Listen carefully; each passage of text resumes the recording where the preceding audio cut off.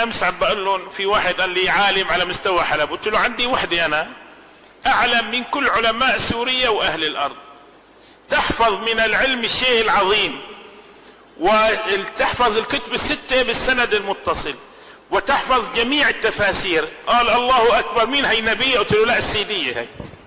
فالسيدية من صنع البشر حفظت، والعقل البشري من صنع الرب سبحانه وتعالى، ولذلك لك طاقات حفظية هائلة.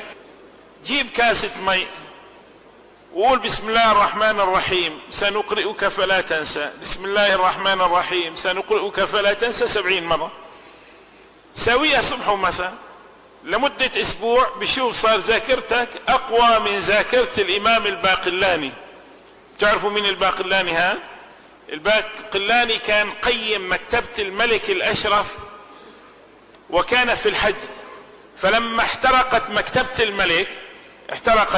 الملك يا اخواننا، بكى الملك عليها، فقالوا أتبكي على مال ضاع؟ قال لا، أبكي على علم ضاع. قالوا إن أبا بكر في الحج عنده المفتاح لحل هذا اللغز وهذه المشكلة. فلما رجع من الحج ذهب الملك بنفسه للسلام على أبي بكر الباقلاني. وظيفته إيش كانت؟ قيم المكتبة، يعني أمين مكتبة. وحكوا له ما جرى للمكتبة واحترقت.